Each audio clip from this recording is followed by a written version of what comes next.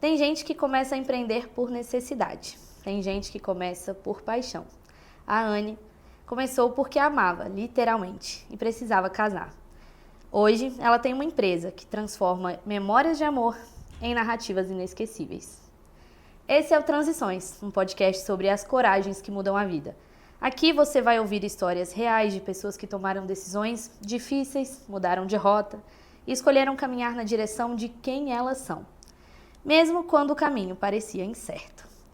Anne, você estava vivendo tudo o que esperavam de você, carreira, casamento, estabilidade, mas quando foi que você percebeu que você queria construir algo seu? Eu estava muito insatisfeita com o meu trabalho, assim, eu acho que quem já trabalhou em agência sabe que é um corre muito absurdo. Então, eu estava trabalhando como social media numa agência, eu já trabalhei por conta própria também como social media, e eu acho que quem trabalha nessa área tem o sonho de começar a trabalhar e o sonho de sair. Então, foi meio que isso, assim, eu trabalhava, eu estava muito sobrecarregada, era muito puxado, e eu não recebia um valor que eu achava justo, assim, então era puxado de todos os lados. E em algum momento eu percebi que eu também não estava feliz com o meu trabalho. Eu fazia um bom trabalho, só que não era na área que eu gostava. Então eu produzia muito conteúdo para advogado, para restaurantes, para outros profissionais. Só que o que eu gostava mesmo não era isso, porque eu não conseguia ser tão artista, tipo, eu não conseguia criar coisas tão bonitas. É uma coisa bem aquele marketing que eu não compactuo, sabe? Tipo, você tem que gerar ansiedade nas pessoas, e isso também não batia com os meus princípios, com o que eu acreditava. Então, em algum momento, depois que eu casei, eu percebi que eu gostava muito de casamentos, e todas as minhas amigas que casaram, quando elas acabaram o casamento, assim, a festa, casamento, elas falaram, Deus me livre de organizar um casamento de novo. E pra mim era tipo, meu Deus, eu quero casar várias vezes com o Xande e fazer várias vezes o mesmo evento. Pra mim foi muito legal, então eu sabia que era algo que eu tinha muito interesse. Não sabia como começar e aí surgiu a oportunidade. E aí você já tinha você já tinha tomado uma decisão de empreender antes, justamente para casar com a Sim. Yami. E você decidiu, junto com o Xande, criar a Fidúcia. E aí já falando, né, sobre o que é o negócio. E qual que foi a diferença, assim, entre uma e outra? Porque é claro que hoje o que você tem, eu imagino, seja muito maior do que você tinha criado ali no início, ou até mesmo do que você tinha imaginado. Mas qual que foi a diferença nesse momento, assim? Porque uma era algo mais inicial ali, na outra você já estava um pouco mais madura.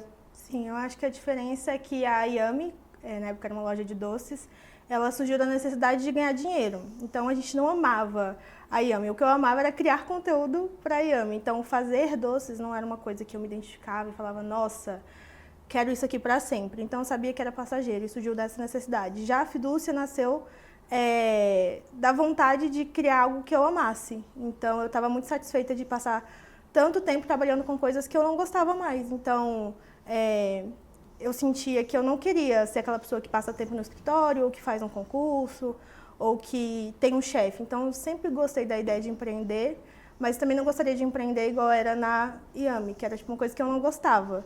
Então eu queria ser feliz no trabalho. Eu não gosto dessa ideia de que a gente tem que ser infeliz no trabalho, porque trabalho é trabalhoso e ponto.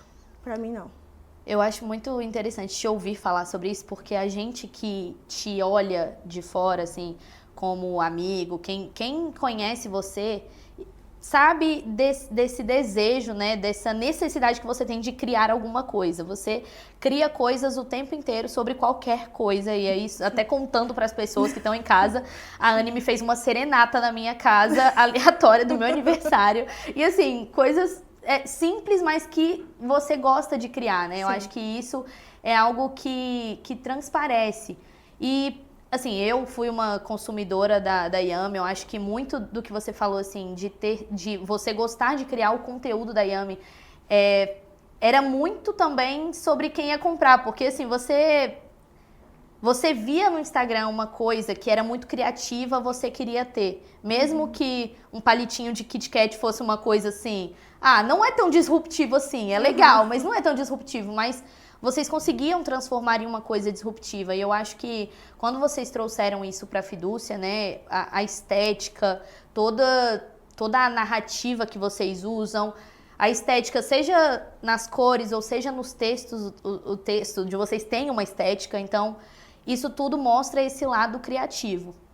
Eu queria que você falasse um pouco mais, assim, sobre esse antes da gente continuar falando sobre o agora, porque o que eu vejo é que às vezes a gente continua fazendo as coisas que a gente não quer fazer. Eu tenho vários exemplos de amigos que continuam fazendo as coisas que não querem mais fazer, mas por necessidade ou por estarem acomodados.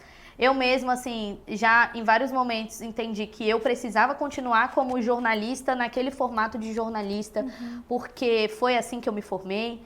Mas, às vezes, a gente precisa de uma coragem, assim. E o que eu sinto é que você, ao mesmo tempo que você teve muita coragem, pareceu que foi muito simples, porque era natural pra você.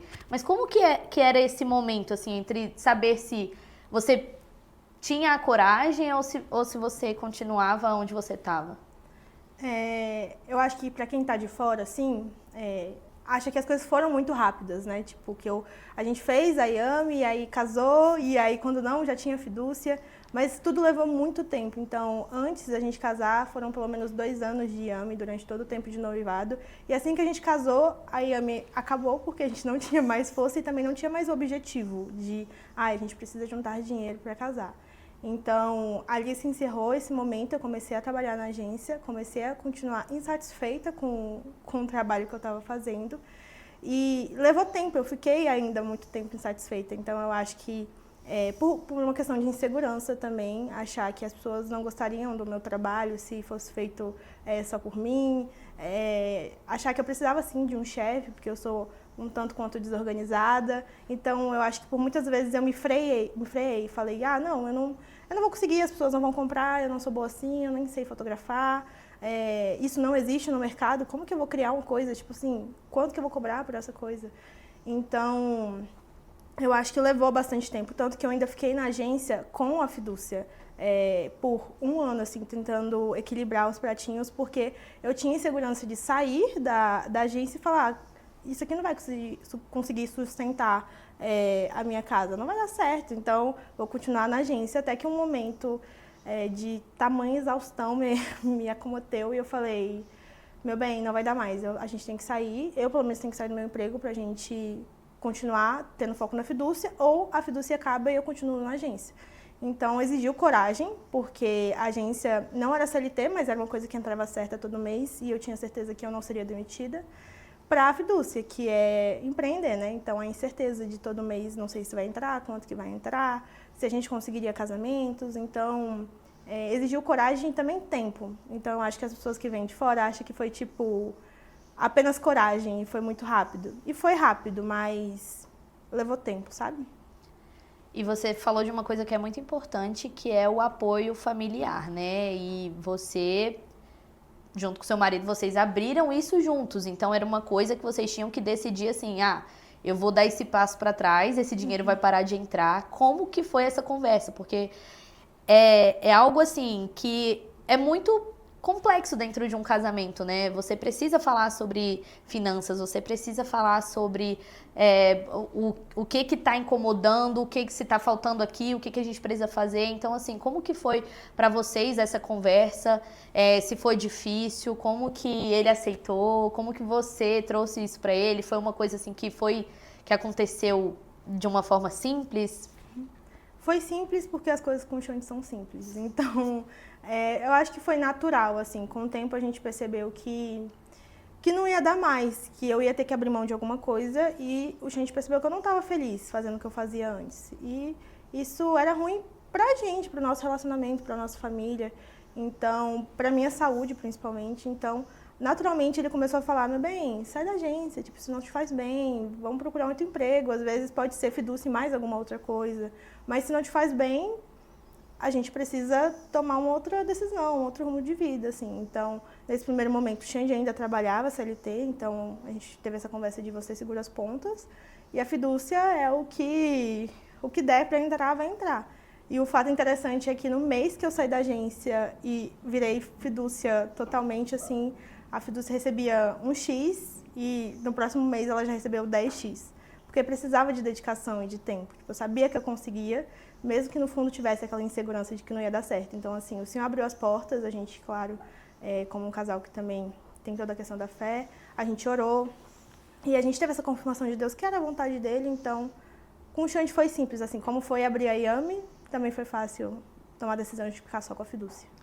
Isso é muito legal, assim, eu acho que a gente tem muita sorte, né, com nossos maridos, porque eu vejo que tem muita gente que não tem essa facilidade de falar sobre isso ou de ter coragem para dizer também, porque muitas vezes você vai tomar uma decisão dessa e você vai ouvir um não, ou você tem um companheiro, uma companheira que não entende isso, que vai te minar, mas eu acho que a gente deu muita sorte nisso, né? Porque a gente tem muito apoio das pessoas que estão com a gente e faz muita diferença. E falando agora da Fidúcia, assim, nesse momento já, porque foi uma coisa que estourou e quando estourou, tudo virou incrível. Inclusive, minha maior tristeza é ter casado antes da Fidúcia existir, mas renovação de votos tá aí pra isso, né? Por favor.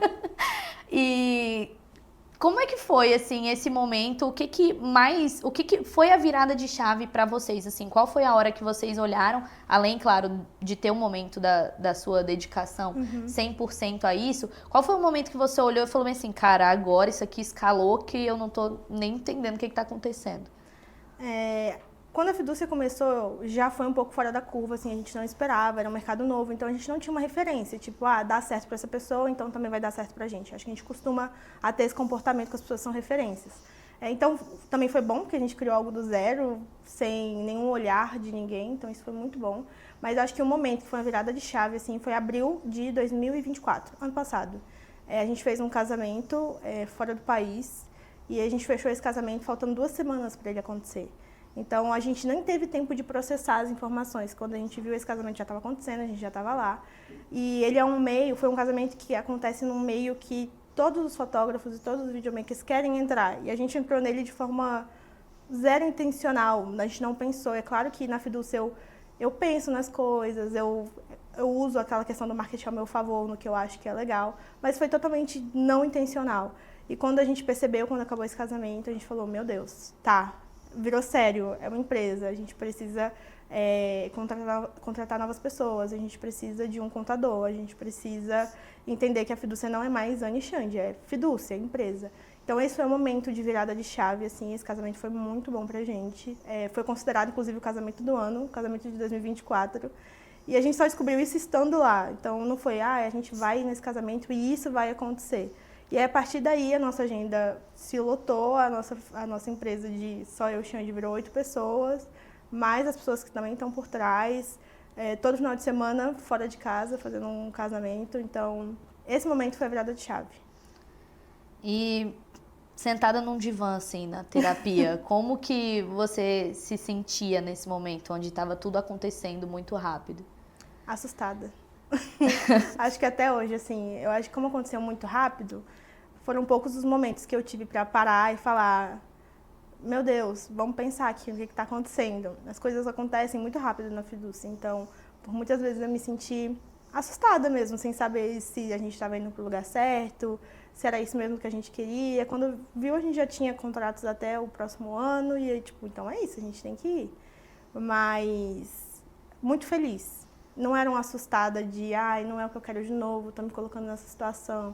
Era uma assustada de medo normal, de estar vivendo algo pela primeira vez, mas muito feliz, eu estava muito realizada. Eu sou muito realizada com a Fidúcia, assim, extremamente cansada, sim, mas muito realizada. Isso é muito legal e muito especial. E como é que é dividir tudo isso com o Xande? É muito bom. Quando ele saiu, assim, do CLT, foi um momento também de virada de chave de, meu Deus, agora a Fidúcia realmente é tudo que temos para esse lar, para essa nossa família. E também outras famílias, né, que a gente tem as pessoas que trabalham com a gente. Então, quando ele saiu do CLT, teve esse momento de, estamos 100% juntos agora nisso, vamos ter que fazer dar certo. Eu acho que é muito bom porque a gente se completa, assim. Então, eu sou zero do burocrático, resolver o BO, da matemática, questão de contador. Então, eu não sei o que está acontecendo nessa parte, prefiro ficar de fora. E já o Xande não é a pessoa da criatividade, de postagem, que escreveu uma legenda, de responder o WhatsApp. Então, eu acho que funciona muito bem, porque cada um faz o que gosta. Então, o Xande faz o que ele gosta na fidúcia, eu faço o que eu gosto. E a gente caminha bem, assim. Eu tenho um problema, né? O Paulo também é meu sócio. E eu tenho um problema que, assim, a gente é muito parecido. A nossa personalidade é igual. A gente sempre pensa da mesma forma, a gente sempre reage da mesma forma. Nossas emoções são muito parecidas, a gente é muito intenso, a gente é muito dono da razão. Eu não acredito muito em signo, mas as pessoas falam que nós dois somos arianos e as pessoas falam assim, nossa, mas dá certo. E assim, no geral, dá muito certo, só que a gente tem essa questão de ser muito a gente acaba debatendo muito e os dois acham que estão certos. E aí isso, às vezes, eu acho que é um desafio da sociedade quando você tá morando com a pessoa que você trabalha. Porque, às vezes, você pensa numa coisa e a pessoa fala outra e vocês acabam tendo um pensamento diferente. E eu acho que muita gente entra nesse lugar de que trabalhar em família, né, trabalhar com o marido, trabalhar com a esposa, isso acaba prejudicando o relacionamento. E eu já vi várias pessoas que passam por isso, tanto por cobrança, né, porque existe um nível, às vezes, de hierarquia, um fala e o outro tem que fazer. E aí isso acaba prejudicando, assim. Vocês já passaram em algum momento por alguma situação onde não foi legal pra vocês? Eu acho que não, porque acho que em algum momento a gente decidiu que a gente era Anne e Xande e que existia fidúcia. A gente até fala, não, isso é problema da fidúcia. A fidúcia vai resolver, então quando a gente chega em casa, a fidúcia não entra, entendeu? É a Anne. Então é como se a fidúcia fosse uma terceira pessoa, não é nem a Anne nem o Xande. Mas é claro, a gente é um casal e como a gente também tem muitas diferenças de personalidade, às vezes a gente se estressa. O Alexandre é mais calmo, às vezes um pouco mais devagar, eu sou super agitada. Então, tem alguns momentos que é tipo, meu Deus, faz isso mais rápido. E ele, tipo, respira, não precisa ficar tão agitada. Então, a gente tem os nossos momentos de dar uma estranhada, assim, até porque a gente passa muitas horas sem dormir, a nossa rotina virou de cabeça para baixo, então a gente quase não fica mais na nossa casa. Viajar é muito legal, mas toda semana nem tanto. Então, tem momentos que a gente está muito cansado e a gente tem que dar essa parada e falar, a gente está cansado. É só isso, é só cansaço, tipo, daqui a pouco a gente conversa e vai dar tudo certo. Mas na maioria do tempo, assim, flui bem porque é isso, cada um tá fazendo o que gosta, é feliz fazendo e a gente tem uma comunicação muito clara, assim, sobre isso tá me fazendo feliz, isso aqui não tá me fazendo feliz, vamos tomar esse novo passo, não vamos tomar, então funciona bem.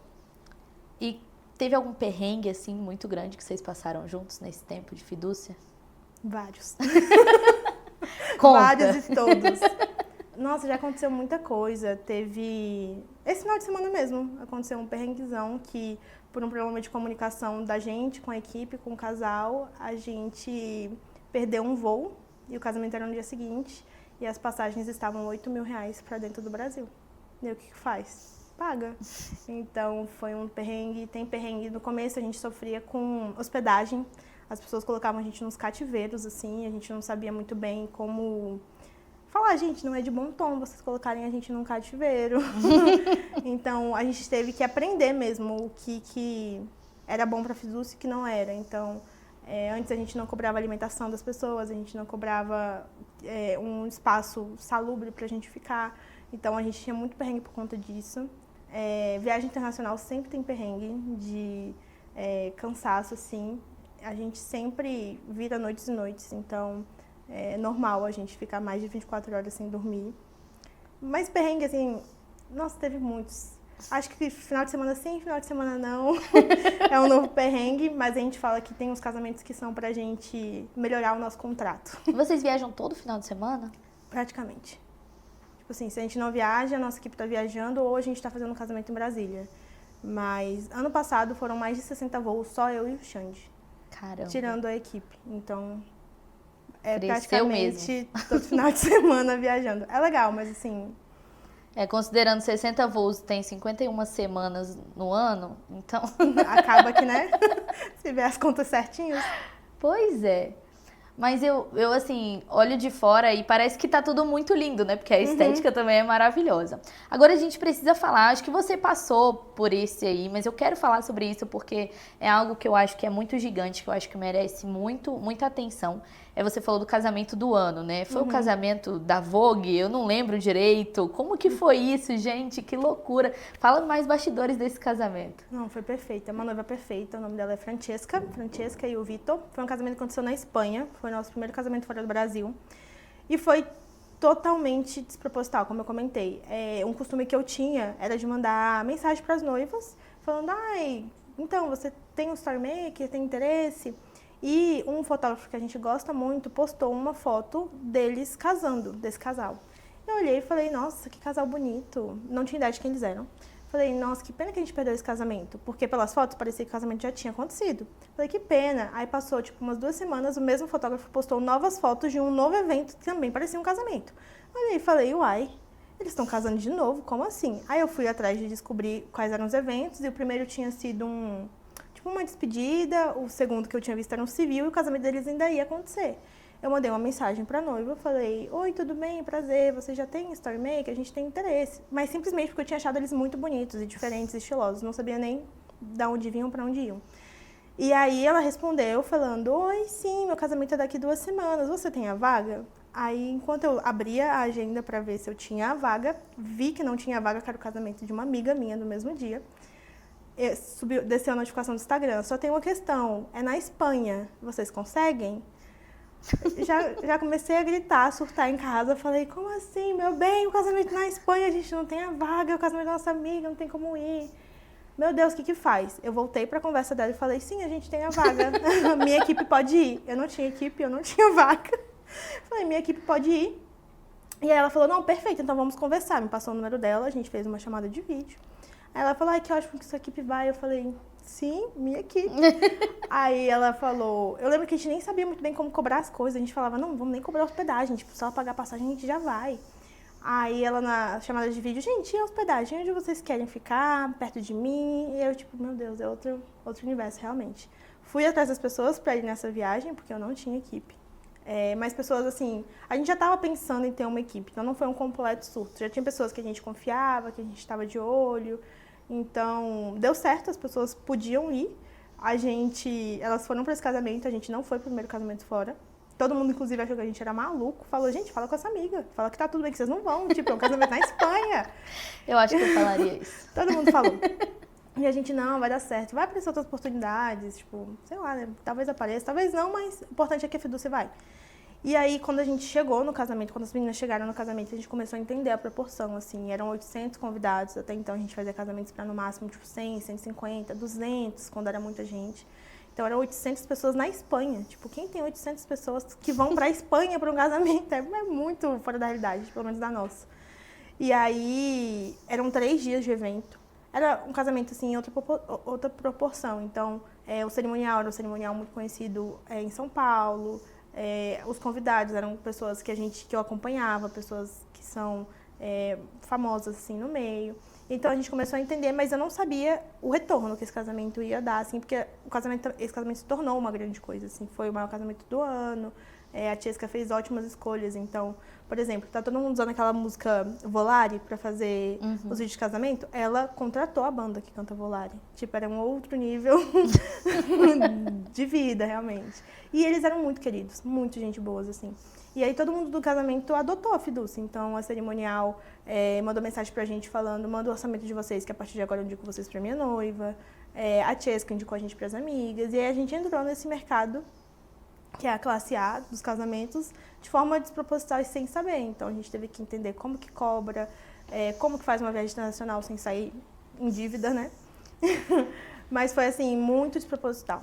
Mas foi muito legal viver tudo isso. Eu acho que desproposital, mas talvez intencional, porque você, assim, quando você fala que você foi atrás, que você buscou, mesmo sem saber o que era e a grandiosidade, eu acho que era intencional, era a intenção de tornar algo grandioso e de fazer parte de algo muito especial. E, assim, uma curiosidade que eu tenho é como que vocês vieram a se tornar uma referência depois disso, né? Porque hoje vocês, inclusive, têm o Enredos, né? Vocês não só se tornaram... Porque você falou que o nicho não tinha essa referência ainda, né? Era uma coisa muito nova. Vocês se tornaram a referência disso, né? Como que as pessoas enxergam vocês? Como é que você acha, pelo menos, que as pessoas enxergam vocês? Isso é uma loucura.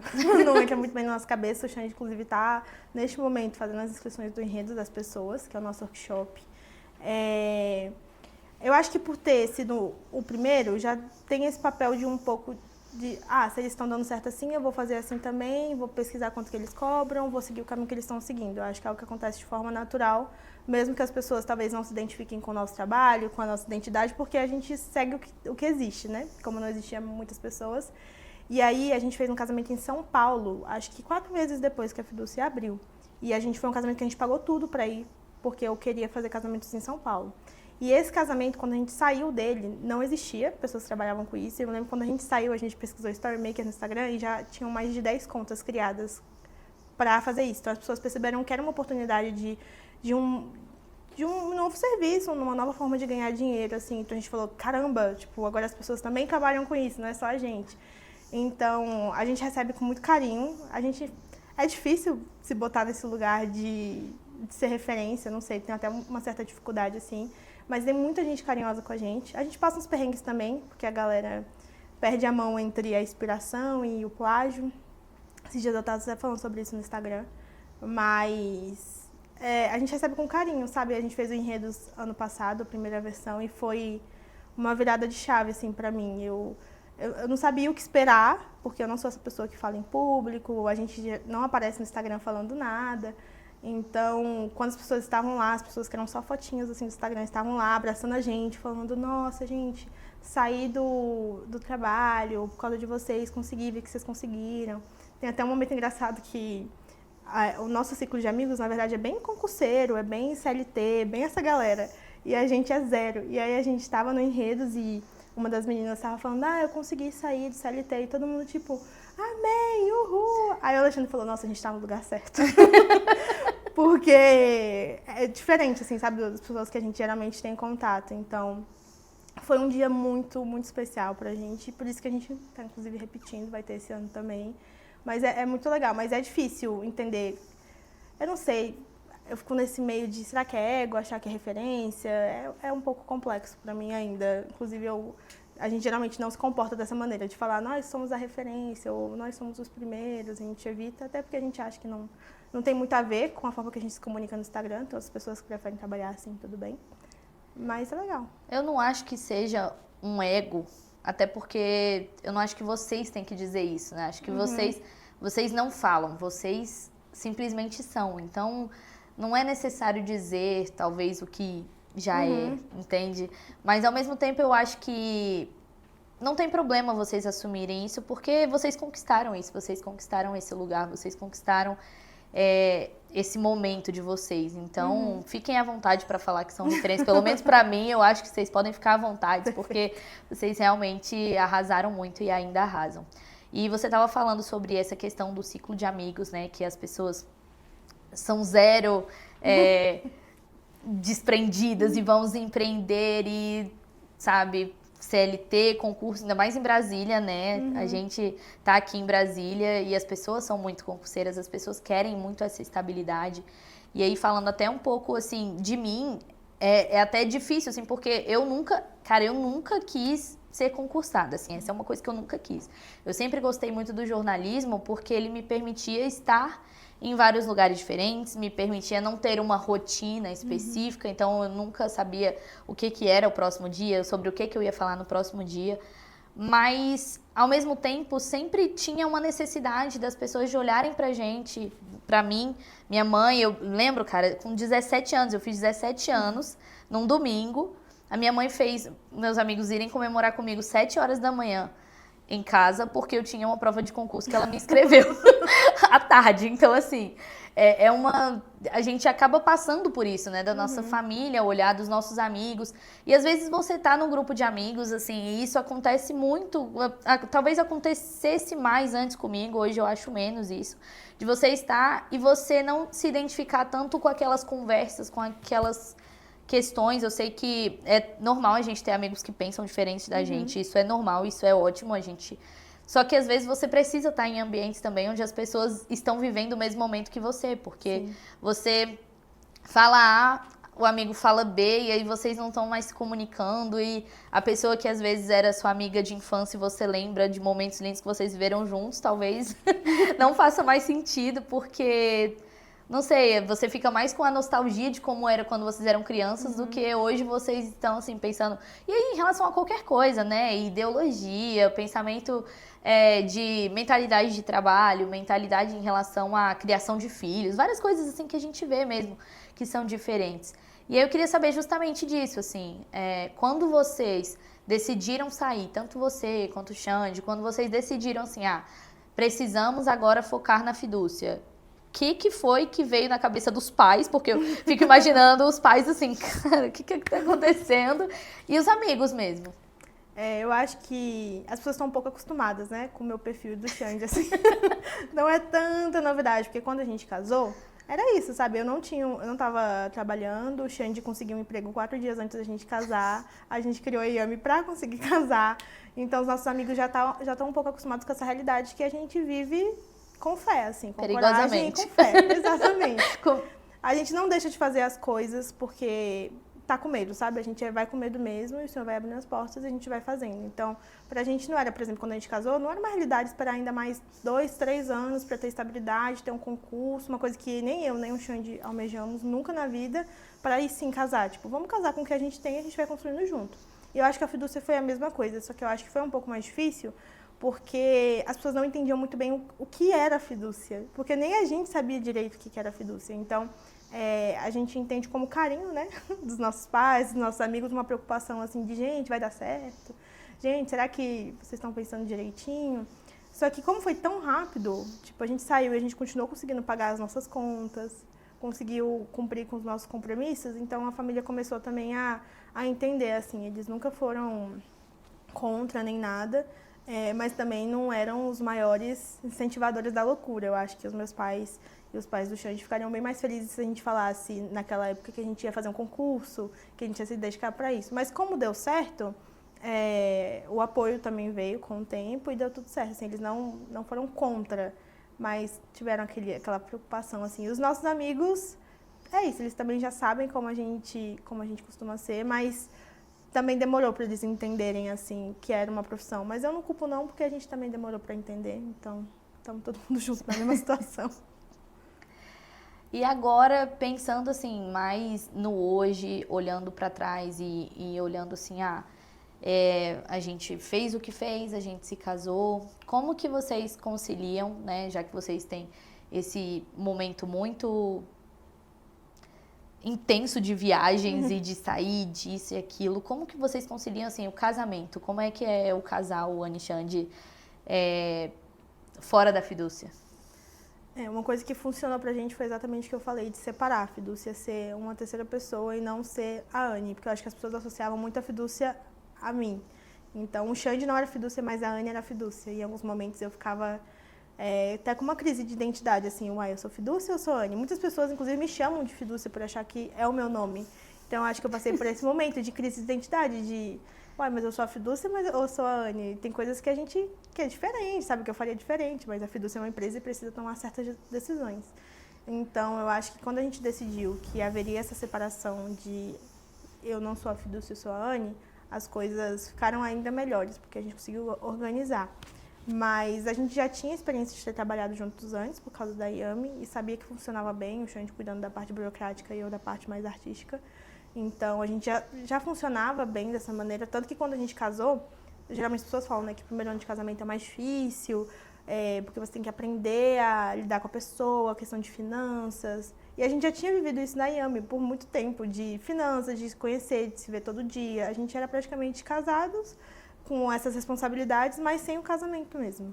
Então, quando a Yami surgiu, a gente percebeu que a gente conseguia funcionar, a fidúcia foi de forma mais natural, assim, mas hoje a gente consegue criar rotinas no que é possível, assim. A gente não tem uma rotina normal, obviamente, mas quando a gente está em casa, a gente tenta, tipo, não, agora é Anne e Xande, então a gente vai largar o celular e vai no cinema, ou a gente vai deixar de pegar esse contrato para poder ir num culto de domingo, porque a Anne e o Xande precisam disso mesmo, que para a fidúcia o bom seja outra coisa.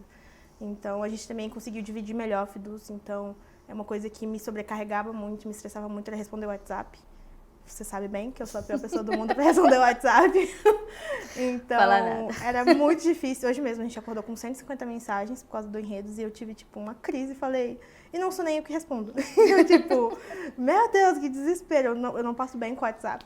Então, quando a gente demandou isso para alguém, ajudou também a Anne e o Xande ficarem mais tranquilos. Então, eu acho que tudo que passa a atrapalhar a gente em algum momento, a gente precisa sentar, conversar, se alinhar e falar, não, como que a gente melhora isso pra gente ter um relacionamento saudável e a fidúcia não atrapalhar, porque a nossa prioridade é a nossa casa, a nossa família, a fidúcia é o nosso serviço, assim. E hoje,